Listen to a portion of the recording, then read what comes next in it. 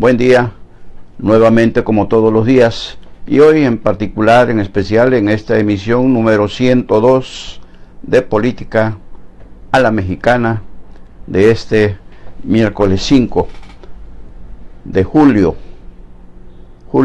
que es ya el séptimo mes del año y cada vez nos acercamos más al final de este 2017 y el inicio del año de la madre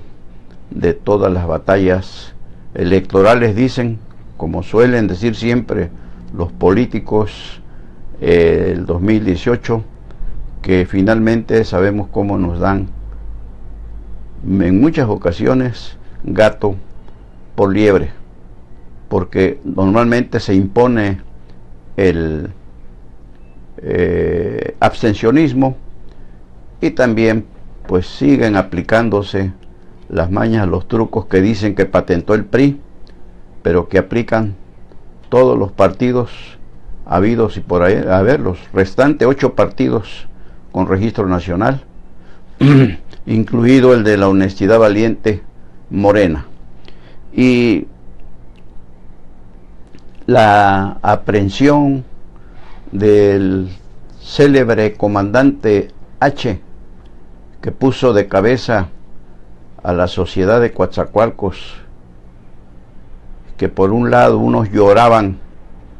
los efectos de esa violencia por él orquestada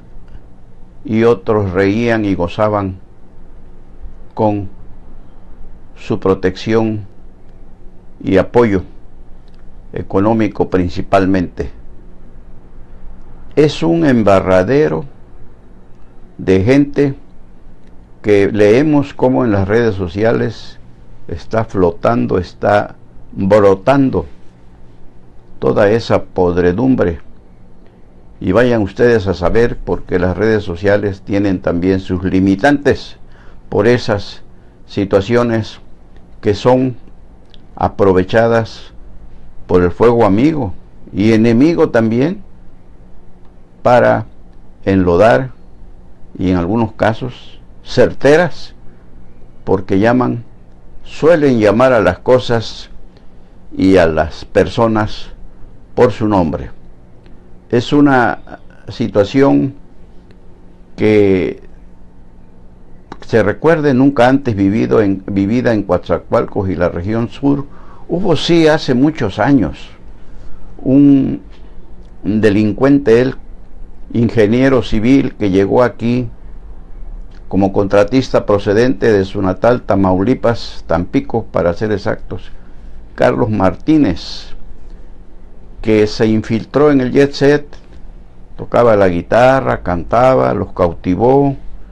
y finalmente se daba una vida de gran señor que no le alcanzaba lo que ganaba como contratista y urdió un criminal plan para cobrar un seguro de vida, el suyo y de las 2 otras personas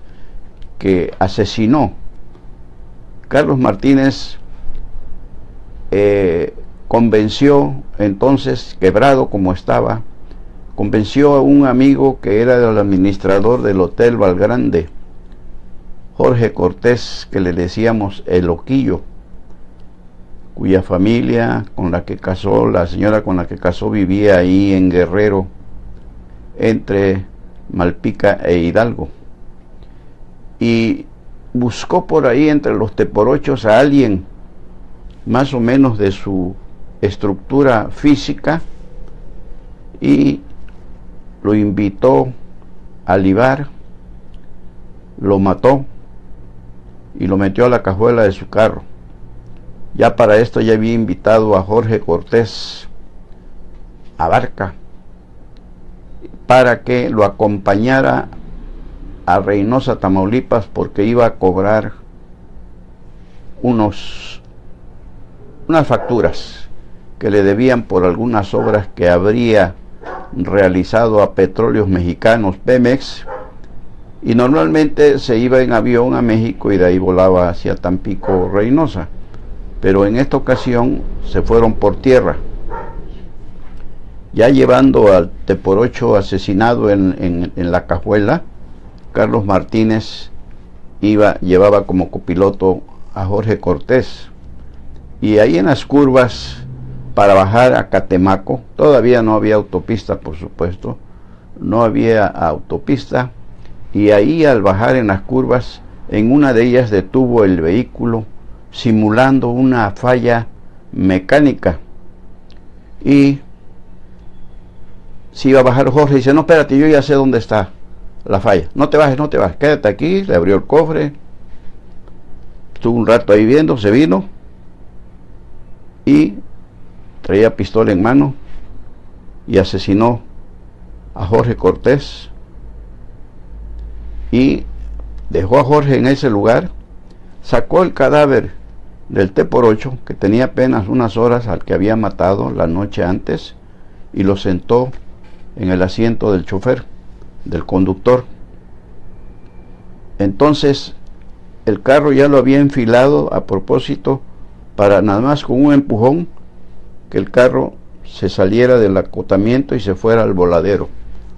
Así lo hizo, pero antes le prendió fuego y se fue el carro hacia el barranco. Y al otro día pues se supo que Carlos Martínez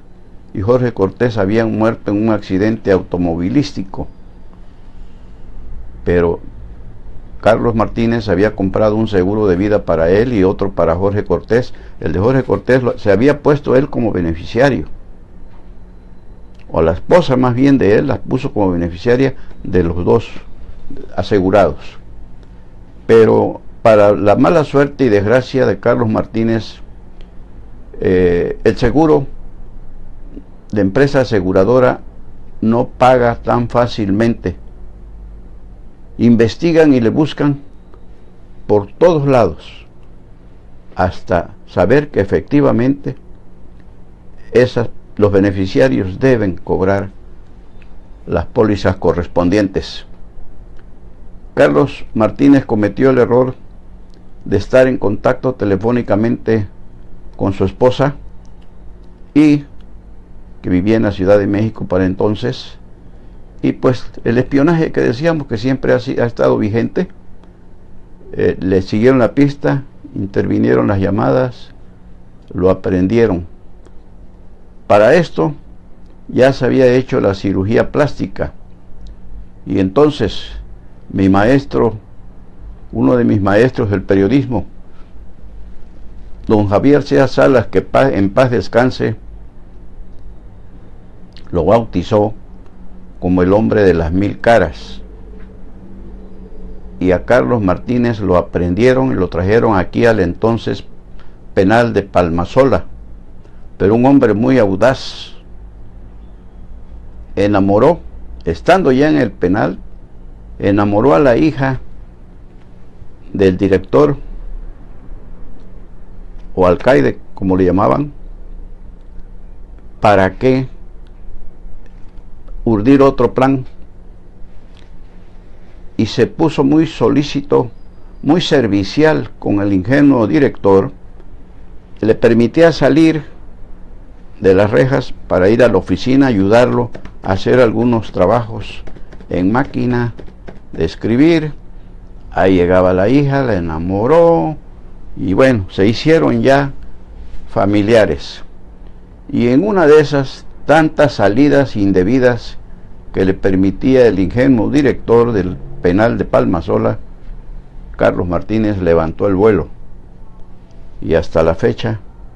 jamás se supo de él, porque ya no intervino la compañía aseguradora, porque los seguros comprados quedaron sin efecto. Así fue entonces. Se infiltró en el jet set, como ahora dicen que lo hizo este hombre que ya está detenido. Y Coatzacoalcos se ha cimbrado, desgraciadamente, porque la ambición pierde a muchos, precisamente queriendo tener lo que por la vía honesta y de trabajo no logran. Son presa fácil de esas tentaciones que finalmente les cuestan más que un dolor de cabeza, incluso la misma ausencia, la misma fuga. Y es ahí donde siempre hemos dicho, cuidemos a nuestros jóvenes para que no sean pasto fácil, que no sean presa de esas tentaciones que finalmente los llevan a la cárcel o a la muerte. Y por otro lado, siguiendo con el mismo tema de esa inseguridad, hoy está circulando en algunos portales, sin que esto sea oficial, no ha habido un comunicado oficial, se habla de la detención en algún lugar de la campiña de las Chuapas de Alain López Sánchez, la Liebre, el presunto autor material del crimen de los 4 niños y de sus padres allá en la colonia Nueva Calzadas. Uno de los portales que maneja esta versión es el sur-sureste del compañero Roberto Morales, director del periódico Presencia, que se edita en Las Chuapas, pero él mismo lo aclara que es información extraoficial y que a Alain López Sánchez la Liebre lo habrían detenido el Ejército, la Marina, Fuerzas Federales, Policía Federal y Estatal, y que junto con él habrían también caído otras 2 personas que se los llevaron a la Subprocuraduría especializada en investigaciones de la delincuencia organizada, la pseudo. Pero decíamos, no hay nada hasta el momento. Recuérdese que por él también el gobierno de Veracruz de Miguel Ángel Yunes Linares ha estado ofreciendo $1 millón de pesos de recompensa a quien o quienes aportaran información certera para dar con su ubicación, localización y por supuesto su aprehensión. Eso es lo que se está manejando en las redes sociales, pero aclaramos, no hay nada oficial. Quién sabe si el gobierno del estado espere que la información la difunda la Procuraduría General de la República, el gobierno federal, o que sea el gobernador y la Coordinación Veracruz de Seguridad quienes informen a la sociedad veracruzana de este que sería otro certero golpe en contra de quienes se mueven y se manejan al margen de la ley. Esperemos y ya en su momento tendremos información oficial si surge sobre el particular. Si no, bueno, pues sigue pendiente este tema. Y hoy trascendió también que se giró una orden de aprehensión contra José Antonio Nemi Dip, un ícono de la política veracruzana, así lo hemos considerado siempre, nuestro amigo, admirado amigo,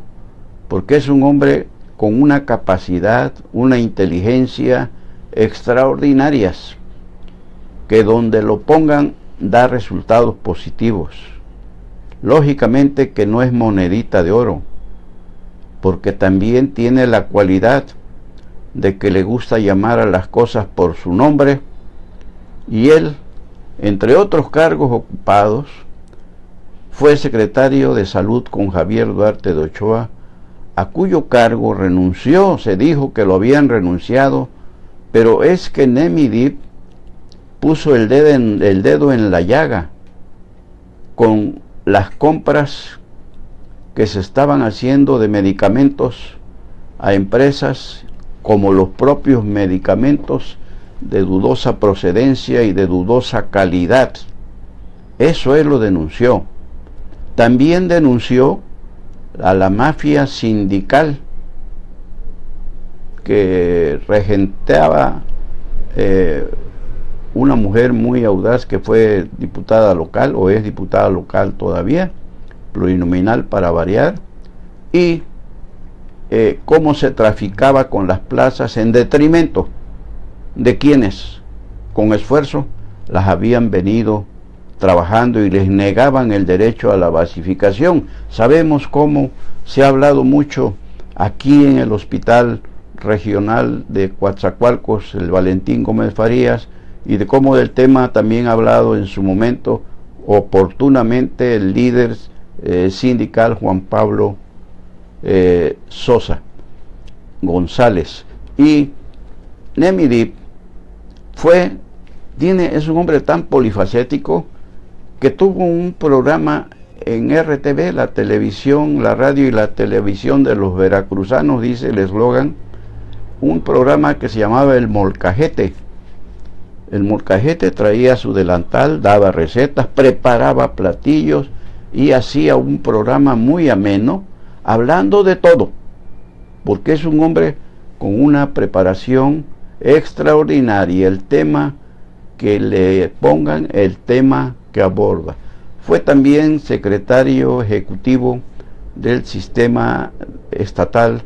de Seguridad Pública, fue diputado local. Él es originario de Córdoba, pero de los 30 caballeros, no de los que salieron por ahí que nos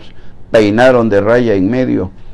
como Dante Delgado, que es alvaradiño cordobés, y de Javier Otoa, que es jarocho cordobés, pero siempre presumían de ser cordobeses. Entonces salió la orden de aprehensión contra Nemi Deep, a quien se le acusa de abuso de autoridad y de incumplimiento de un deber legal por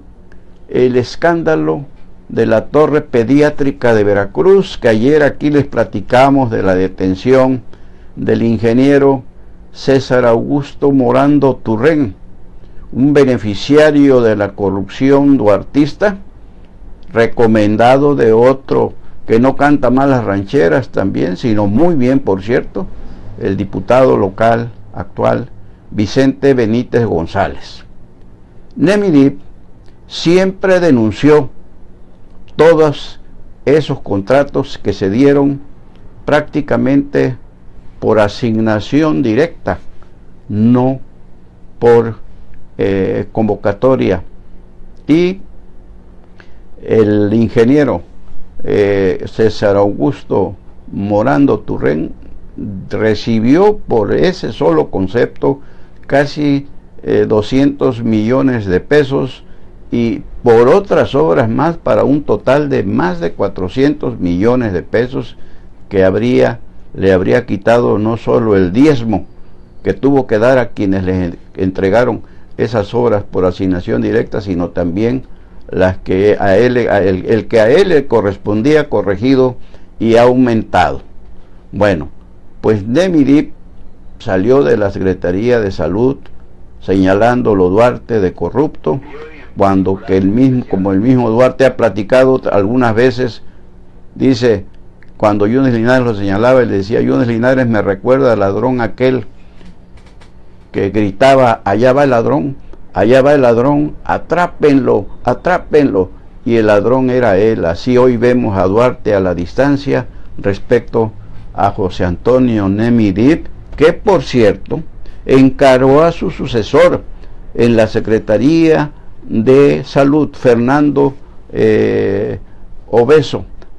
Benítez Obeso. Lo encaró en un evento público y le dijo: tú me estás señalando de lo que yo no soy. Ahí yo presenté una denuncia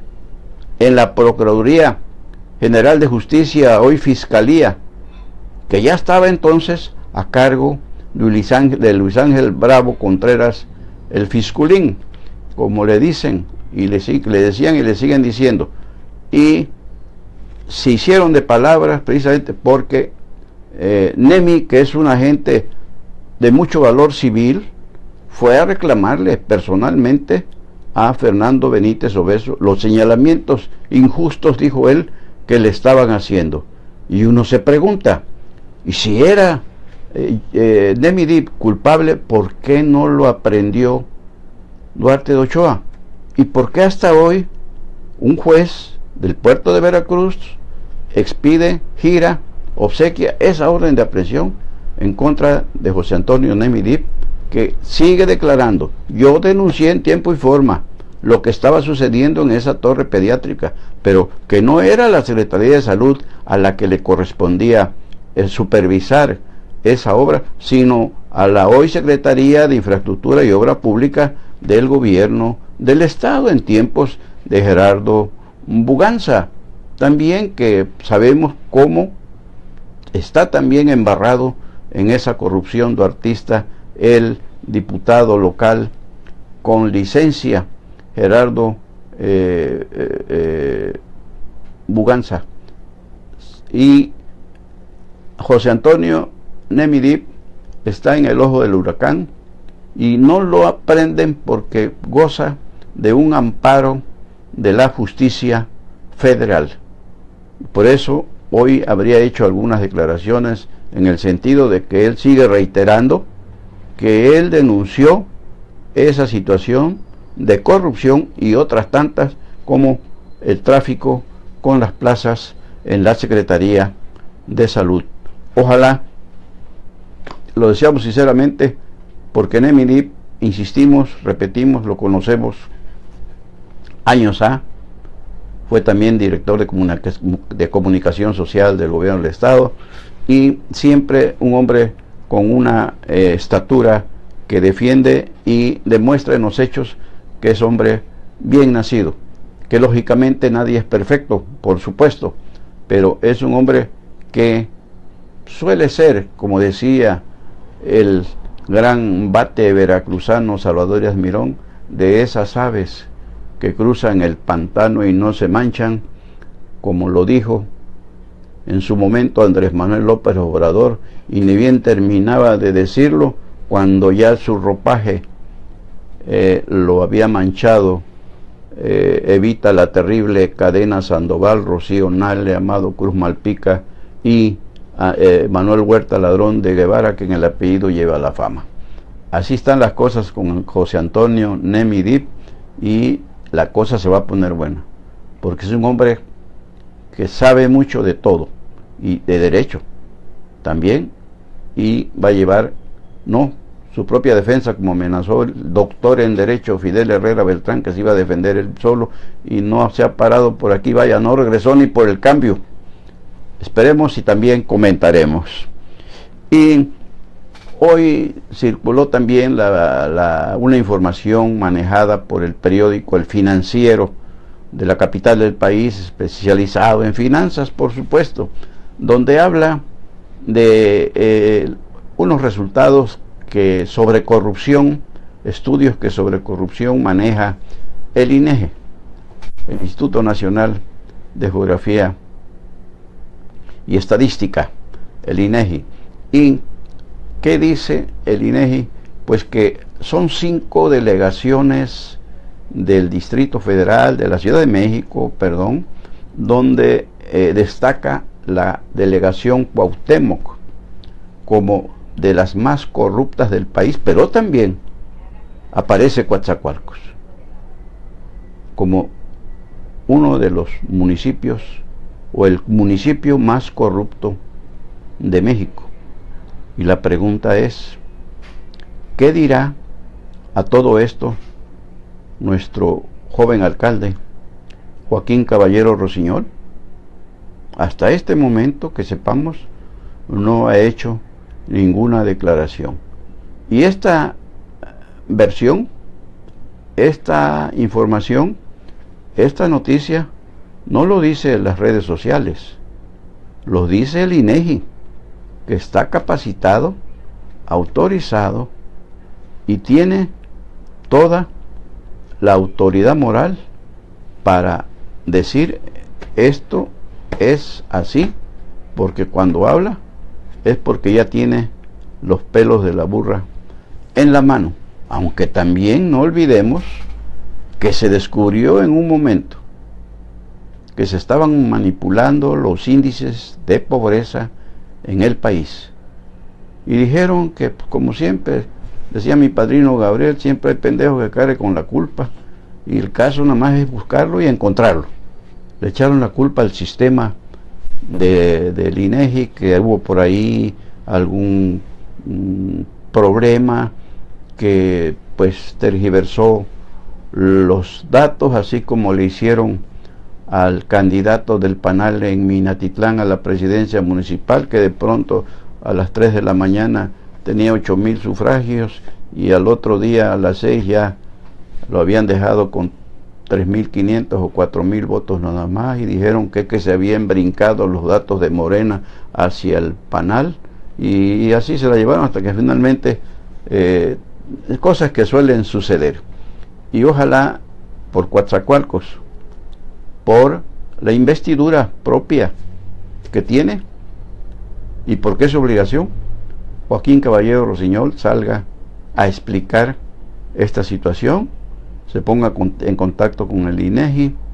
porque no solamente hay que aclarar, no quiere decir que sea la autoridad municipal en sí la única corrupta, no, es todo lo que se maneja en el entorno social, político, cultural, empresarial, porque son los empresarios, en base a datos aportados por los empresarios allá, en el caso de las 5 delegaciones de la Ciudad de México y Coatzacoalcos, es la visión que tiene el empresariado nacional de dónde la corrupción ha llegado desgraciadamente para quedarse.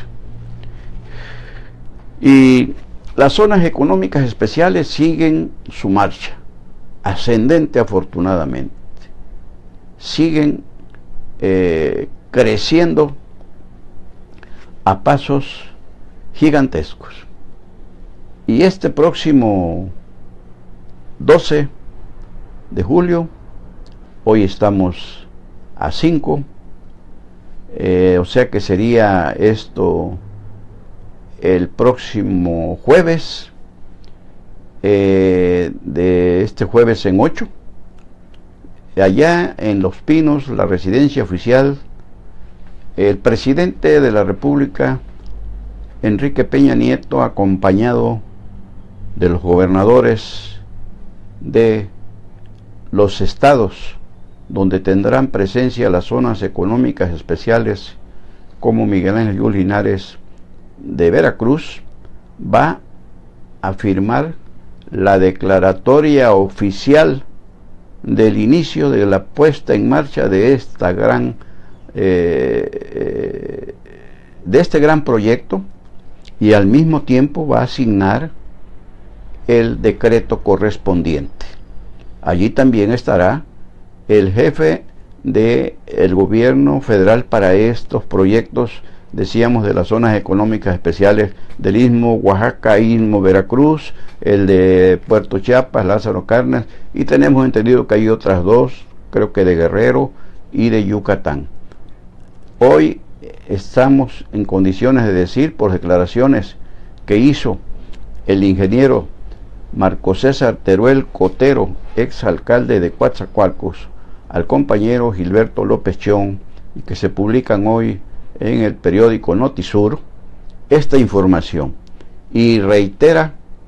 como ya la decisión que ya está acordada para exentar del impuesto sobre la renta y del IVA a los inversionistas que lleguen a trabajar en el área de lo que será la zona económica especial, particularmente la que incluye a Coatzacoalcos y a toda la región sur, que le está apostando a ese proyecto para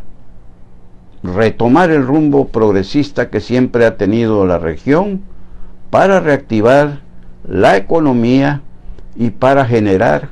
miles de empleos que muy bien van a caerle a toda esta región sur, que se dobla pero no se quiebra. Y nos llamó la atención un detalle sobre el ingeniero Marco César Teruel Cotero, que él ya había realizado un estudio muy completo, les hemos platicado, del corredor transísmico, que es donde la zona económica especial, Istmo Oaxaca, Istmo Veracruz, también lo va a detonar. De hecho, allí va a ser una conjunción, aunque lleven nombres distintos. él hizo un estudio donde hablaba de la rentabilidad del proyecto corredor transísmico por sobre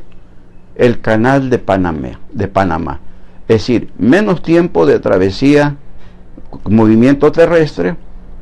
no marítimo como allá, movimiento terrestre a través de contenedores por ferrocarril y por trailers. Una autopista que ya se va a paso de tortuga, desgraciadamente, pero también una doble vía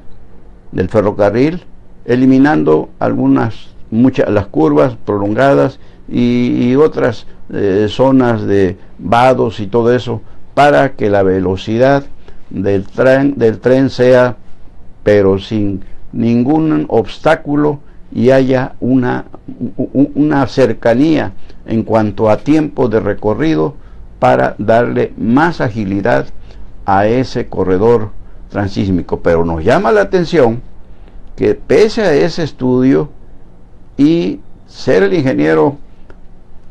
Teruel Cotero, originario de Coatzacoalcos y consecuentemente de Veracruz, ahora resulta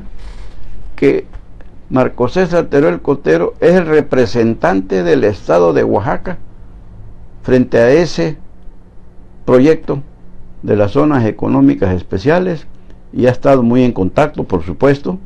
con Gerardo Gutiérrez Candiani, que es el jefe de este proyecto federal, y ha asistido a algunos eventos internacionales sobre las experiencias que se tienen en otros países sobre las zonas económicas especiales. Verlo para creerlo, pero mientras se sigan politizando las cosas y los proyectos, andaremos como andamos. ¿Y por qué creemos que Veracruz no consideró a Marco César Teruel y todo ese equipo que está detrás de él, que pensando en Coatzacoalcos elaboraron ese gran proyecto, que incluso un libro que circula y que tenemos uno, como mucha gente de la región de Coatzacoalcos y del estado lo tiene, porque se distribuyó precisamente para dar a conocer esa gran investigación. Bueno, mientras se siga politizando, decíamos, porque pues Marco César Teruel Cotero es del PRI, y ahorita el gobierno de Veracruz es del PAN-PRD. ¿Y por qué Oaxaca? Porque Oaxaca, el mandatario es Alejandro Murat Hinojosa, hijo de José Murat Casap, ex gobernador, amigo y socio de Fidel Herrera Beltrán, el ex gobernador de Veracruz, y Marcos Teruel, un cercano colaborador de Fidel Herrera Beltrán, como jefe de obras públicas del estado. Así está la cuestión, y luego decimos, ¿por qué andamos como andamos? Me acaba de llegar un mensaje, un correo de compañero José Alberto Velasco, donde dice: la Policía Ministerial de la Fiscalía General del Estado aprehendió a Isaías Alonso Salas, subdirector administrativo de la Comisión de Espacios de Salud en la gestión de Javier Duarte de Ochoa, por el delito de fraude, omisiones e incumplimiento de un deber legal. Será presentado ante el juez para imputarle los delitos. Ok. Así está. Gracias Jorge Alberto, que además es mi hijo, ¿no? Bueno, eso me dijo su señora madre cuando nació, y yo lo adoro, a mi querido hijo, ¿verdad, nieta? ¿Y qué creen, para cerrar? Que en Jaltipan se enteraron que capturaron a un mono aullador que andaba por ahí perdido. Y ya saben lo que es el ingenio popular. No faltaron los amigos jaltipanecos allá que tenemos, entre los que cuento a Justino Tino Nieves, un gran pelotero de Liga Mexicana que llegó a jugar hace años a Jaltipan con los elefantes grises de la Azufrera Panamericana, y llegó para quedarse. Allí radica mi querido paisano catemaqueño, el jugador buen jugador profesional de béisbol, Liga Mexicana de Verano, Liga Mexicana del Pacífico y en aquella Liga de Texas, equipos de México y de Estados Unidos. Bueno, pues no faltaron quienes dijeran, fíjense nada más, que seguramente se trata que encarnó ahí en el mono aviador alguno de los candidatos a la presidencia municipal de Jaltipan del pasado 4 de junio. Y yo recordé entonces, ustedes también lo van a recordar, aquel soldado japonés que recuerdan que ya había terminado la Segunda Guerra Mundial y él seguía en las montañas huyendo de los alemanes y lo encontraron, el hombre seguía en guerra. Entonces seguramente aquí este mono aviador jaltipaneco seguramente dicen es la imagen, es a imagen y semejanza de algún candidato a la alcaldía que se quedó encuerdado y por ahí anduvo. Por hoy es todo. Muchas gracias por su gentil, amable compañía en esta misión número 102 de Política a la Mexicana. Nos vemos mañana si Dios quiere, pero si hay algo antes, aquí estaremos. Soy Sebejara, su servidor, Carlos Velasco Jara.